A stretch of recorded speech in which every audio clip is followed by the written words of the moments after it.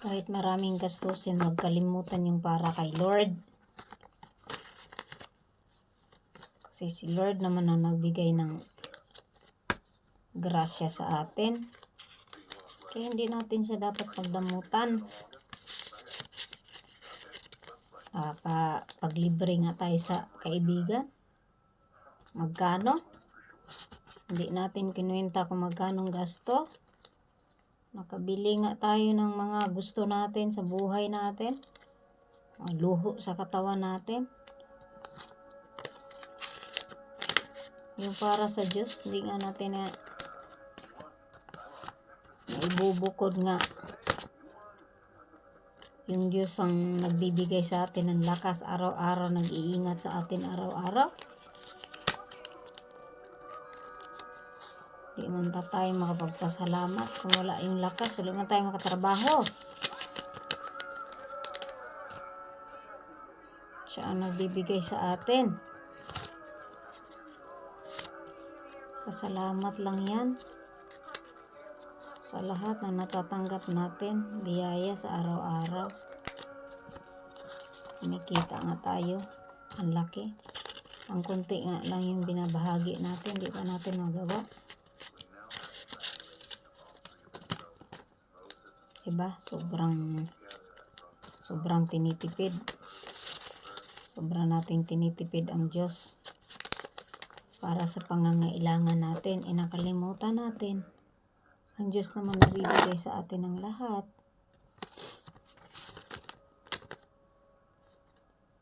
The more you give, the more you receive. Diba? My God, ano ba? Talon ng talon, kanina ka pa Maliit na bagay yan. Kumpara sa mga gastusin natin. Gastos natin in every month, magkano ginagastos natin sa sarili natin, luho, wala. Magkano yung mga ibinibigay natin sa mga taong nangangailangan, wala mang balik yun. Hindi mo natin inaasahan yun. Bakit si Lord nga nagbibigay sa atin ng lahat ng gusto natin, tinitipid natin. Diba? What you think? Hindi naman natin kayang bayaran yung binibigay niya sa atin Yung binibigay niya sa atin, walang kapalit. Ang gusto lang niya is ang paglingkuran at pasalamatan. Siya, nagagawa niya na ba? Nagagawa ba natin? Diba?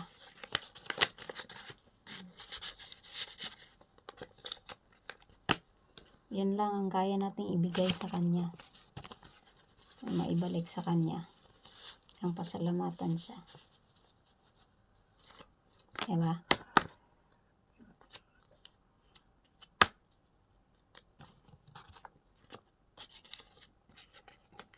Tsaka kabutihan.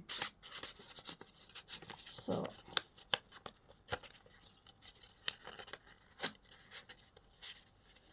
internet.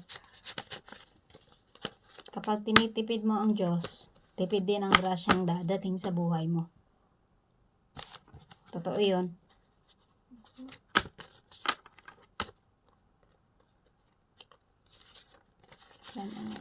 Yan, naka-ready na yung para sa Kanya. In whole month. Diba? Kasi, para sa Kanya na yan. Yan na yung para sa Kanya ay ibinubukod mo. Diba? So, ngayong pagdating mo dun sa church, magdukot ka sa bulsa mo, kung ano yung matira para sa Kanya, mali. Pagkasahod mo, bukod mo na yung para sa Kanya. Hindi yung binibigyan mo siya ng tira, priority mo siya Siya yung priority mo. Dapat pagka sahod mo, kaltas mo kaagad yung para sa Kanya. Tapos yung gastusin mo, 'di ba? Gusto mo i-priority ka bigyan sa hinihingi mo, di mo naman siya pina-priority. Ang power mo ha. Power 'yan, 'di ba? So, 'yun, naka-ready na siya, 'di ba? So,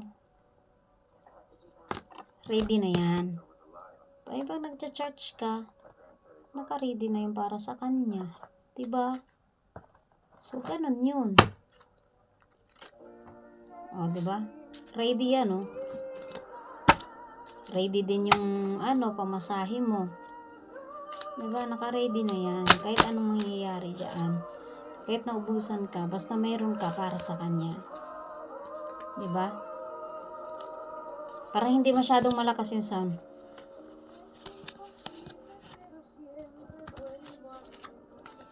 So, ganun talaga ang gagawin mo. Kung mayroon kang nire-ready para sa sarili mo, panggastos mo, o kahit na more ka rin magre-ready para kay Lord. Kasi, lahat ng mga bagay na natatanggap mo, hindi mo naman yun matatanggap kung wala kang lakas, hindi ka niya binibigyan, hindi ka niya iniingatan. Paano ka makakapagtrabaho? 'Di ba?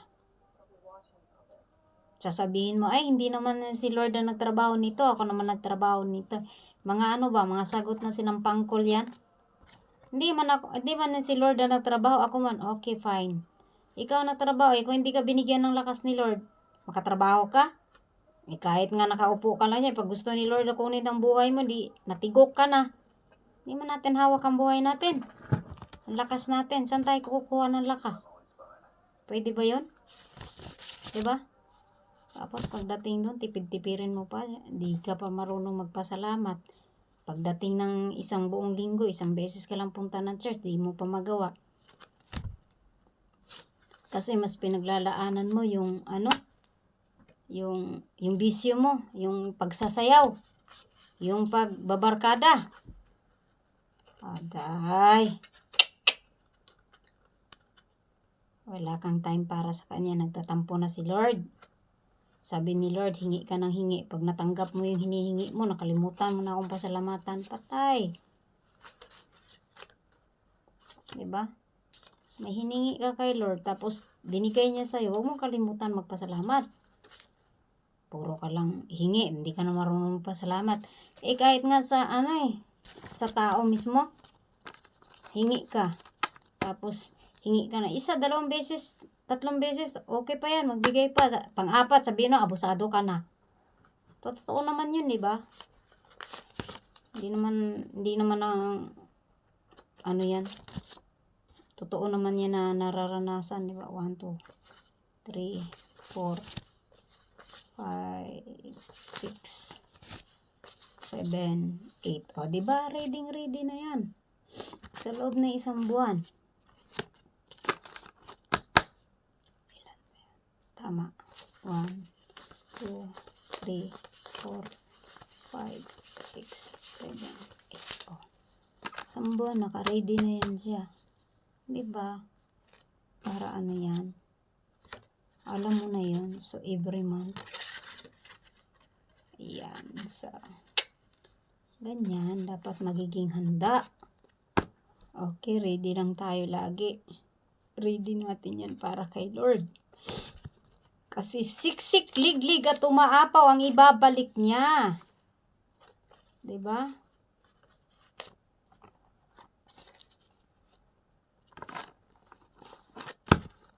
Kasi yan? Kapag hindi mo tinitipid ang Diyos, hindi ka rin niya titipirin sa mga biyaya. Pansinin nyo guys, kapag madamot kayo, hindi kayo marunong mag-share ng blessing, damot. Ang blessing, ang hirap, ang bagal ng pasok. Pero pansinin mo kapag hindi ka madamot, mag-share ka ng blessings mo. Hindi mo na napapansin na ba't parang ang dami mong pera. Hindi ka naman mayaman, pero parang feeling mo nagsusobra pa yung pera mo.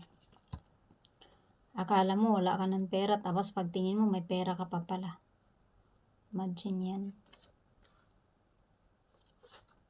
Kasi binibless ka ni Lord. So parang ang bilis, kahit hirap ka ngayon, pero parang parang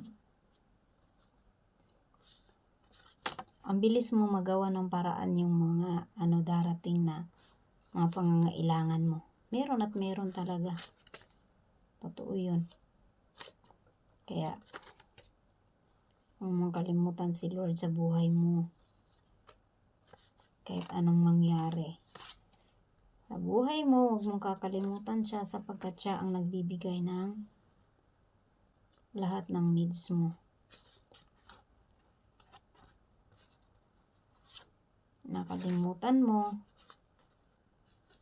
pero wala ka namang magagawa sa sarili mo lang eh. Meron ba? Kahit sino pang makapangyarihang tao dito sa mundo, kahit sino pang pinakamayaman, tingnan mo nga yung mayaman na mayaman, kung nakakapagligtas yung mga pera nila, di na sana sila namatay. Pag may sakit sila, diba, no? Real talk tayo ba? Totoo naman yung sinasabi ko.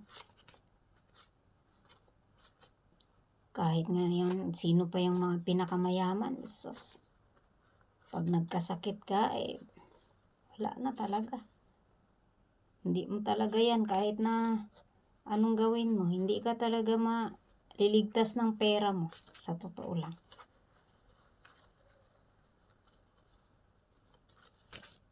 Paano ka maligtas ng pera mo hindi mo naman hawak ang buhay mo. Kung hawak mo ang buhay mo, maliligtas mo ang pera mo. Ang Diyos lang ang may hawak ng buhay natin Diba?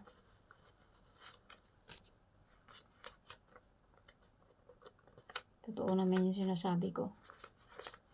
Di sana kasi kung mayaman tayo, kaya nating hawakan ng buhay natin, di sana walang mayamang namamatay. Diba? Sana lahat ng namatay mahirap lang.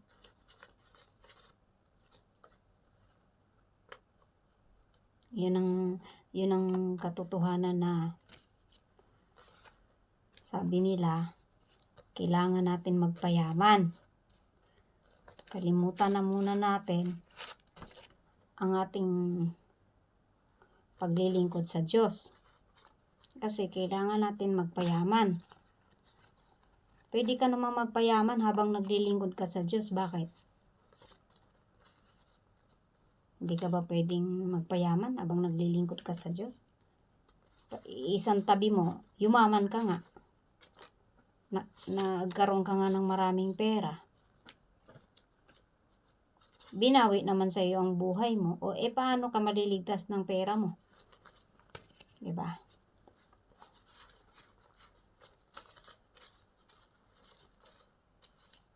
Payaman ka, huwag mong kakalimutan sa Diyos. Huwag mong kakalimutan sa buhay mo ang Diyos. Para lalo kang gagabayan, iingatan, ilayo sa masamang tao. Diba? Kasi lagi kang nakatuon sa Diyos. Lagi kang naglilingkod sa Kanya. Hindi ka maglilingkod. Ayaw ko maglilingkod sa Diyos kasi lilingkod ako sa Diyos. Wala nga akong pambiling ulam. Wala nga akong pambiling bigas. Pag nagkasakit ka, tapos hindi ka naglilingkod sa Diyos, paano Kanya ililigtas? Diba?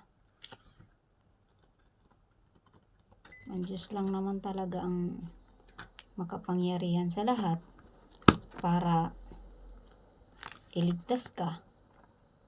Dahil nga ang pera, kailangan natin ng pera, pero higit natin kailangan sa buhay natin ng Diyos. Yan ang real talk yan. Totoo yung sinasabi ko.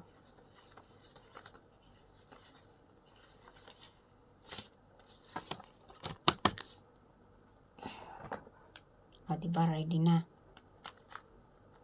So, ready na ang aking for 1 month.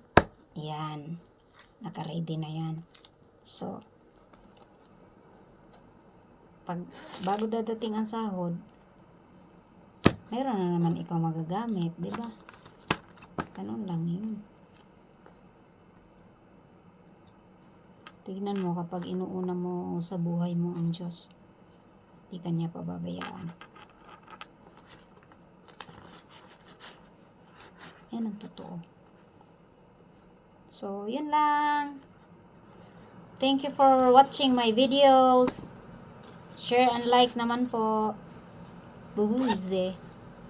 O, diba? Naka-ready na yan. Sa loob ng isang buwan yan, no? Diba? Yun lang, bye.